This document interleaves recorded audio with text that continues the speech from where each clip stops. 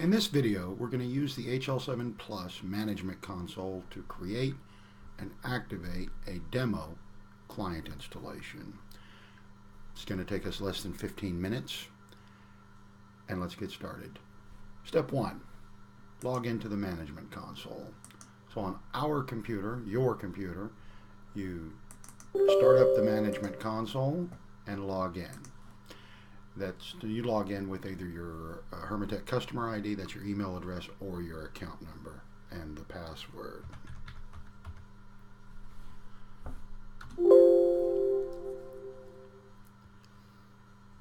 And we're logged in. Here is our account information. Step 1 is done. Step 2, go to the installation window and create the demo installation. There are two main windows in the Management Console. This is your subscription window. This is the installations window. I have never created an installation before, so I get this little document that tells me what to do and a little blurb. To create an installation, I click on the New Installation button, and it gives me two options. Do I want to create a live installation? Now, if I do that and save it, it will create a bill.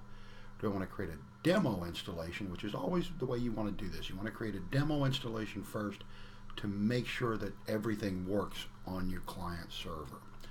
So we're going to create a demo client installation and click OK.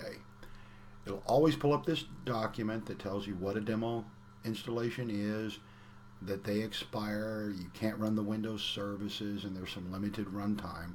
So demo applications are just for you to evaluate the HL7 Plus software on your client server. So you close this, and it takes us up to the new installation screen. You have to give your installation a name. It has to be unique amongst all your other installations if you've got more than one. So we have a client, and we're going to call it the Harper Valley Women's Clinic. Then you decide what features you want at this installation. Do you need the HL7 TCP/IP listener to receive inbound HL7 messages? We'll say, yes, I need one port. Do you need to send out HL7 messages?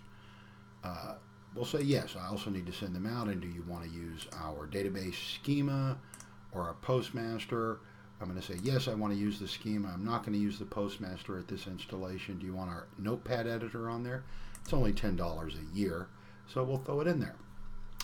And of course, now this demo cost is nothing. You can hit this plus to expand out and show you what the costs would be. Okay, if we activated it live, there's a one-time activation fee. We'd pay a total of $15.55 extra on top of that, and that is just everything prorated out because our subscription expires in 30 days. You see what you'd get here is $1.85 charged for the port, etc. So all I do here is click OK. Now I'm back here and it looks a little bit different. Now it says I have no live client installations. So I've got live 0, demo 0, and unassigned is 1. So if I check that, here's my installation. You can see a little report down here and it'll show you what the enabled features are, etc. We've created or completed step 2. We've created our demo installation. Now we want to get the activation token and deliver it to the client. Now in most cases you'll be the one who is setting up both. In other words, you're running the management console and then you're going to remote into the server and install and configure the client console as well. But if it's split up and you're going to do it two ways, you're going to do it like this. See this token right here? It's a 8 or 10 character token. You'll need this to activate the client software. So there's a little button here. You can just copy it to the clipboard, and I'll just put it down here. I'll paste it into Notepad, as if I were emailing it to the client, and then we'll remote into the client server and work from there. And voila, I'm now on the client server. Not really, it's the same computer. But I have completed step 3. I've gotten the activation token and I've delivered it to the client. Step 4, on the client server, we want to download and install the HL7 Plus Client Console. Easily done, like before.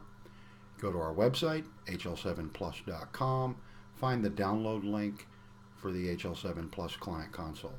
You can find this link all over this website, all over the HermeTech website, all over the online help for both the Management Console and the Client Console. You just click the big blue box, it will download the MSI, and you can run it from right in your browser. And once you do that, it will put a shortcut on the desktop that looks like that. So what we want to do is complete step 4. We've downloaded and installed the Client Console, and now we want to activate the Client Console using our activation token. To do that, I start the Client Console for the first time.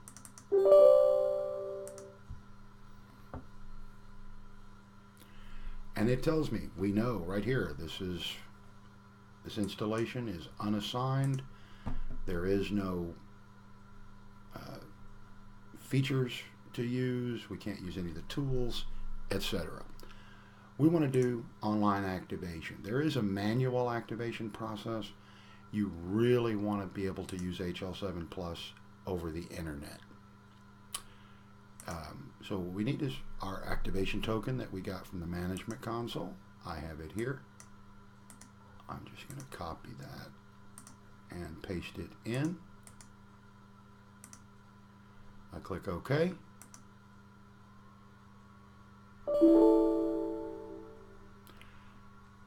This is it. It tells us that the HL7 Plus Client Windows service is not installed or registered, and it's going to register this in the service. So we click OK. There it is. It's done. So you can see this is the Harper Valley Women's Clinic. The HL7 Plus Client Windows service is running. This always needs to be running or none of your features will work. It says here I've got one HL7 listener port, one HL7 sender port. I can create a database schema if I want to, and I've got the HL7 Plus notepad. I can just click here and it will open it up, and there it is. You can also, in the tools menu, you can go to create desktop shortcuts, let's say for any of these programs that you want. So say I want a desktop shortcut for the HL7 Plus notepad. You do that, you see it put a desktop shortcut right here. And there it is. So now if I want to get to the HL7 Plus notepad, I can just do that and it starts up. Same thing for the listener, the router, any of these products. And that's it. We have activated the client installation, our final step. Done. All that's left for us to do here on the client is now to set up these features that we want, which will be the subject of other videos. And always, always look at the online help. We wrote a lot of stuff down in there that'll explain how to do this as well.